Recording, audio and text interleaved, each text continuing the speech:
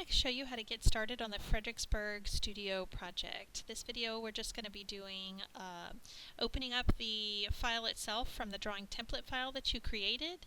We're going to be XREFing in the kind of grid lines showing you where you should place each view, and then I'll set the annotation scale, and that's all we'll be doing in this particular video.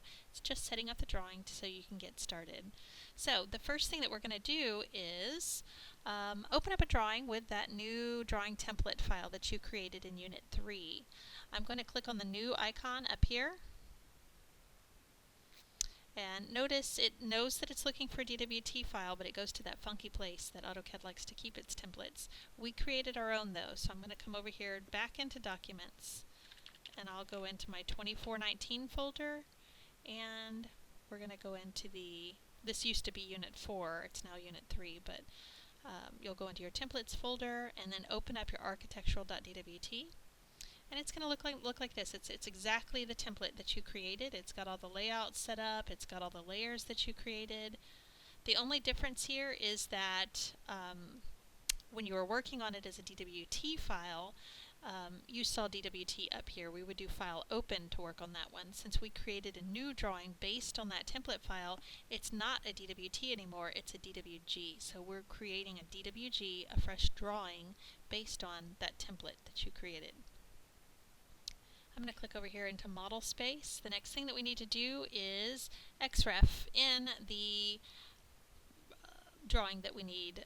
It's actually called, the title of the drawing is called XREF for Fredericksburg Cabin. So I'm going to come over here and say Insert, Attach. Make sure that it's not looking for all image files. So you'll make sure that this is looking for DWG files.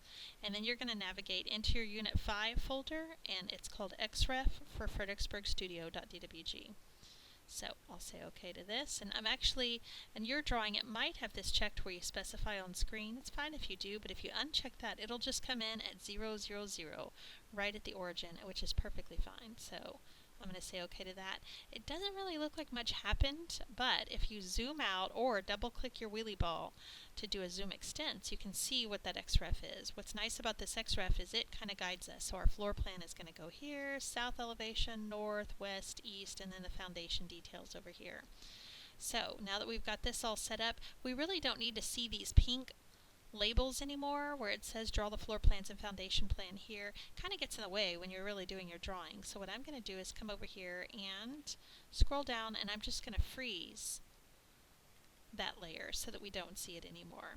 Let's open up layer properties, and I didn't get the message. I got it a second ago when I was doing this before the video, where it popped up and said unreconciled layers. So if you get that notification that you've got unreconciled layers, which you should because you just did an XREF, just be sure to go in there and reconcile those layers like we did in the project little exercise in Unit 1. Alright, so we're almost done here. I've opened it, used the template, I have XREF'd these files in. The last thing that I need to do is set my annotation scale.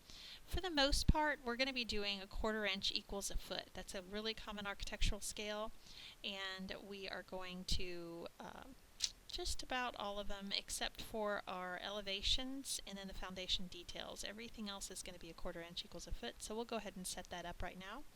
And that's it. We're done setting up the drawing. You're ready to get started.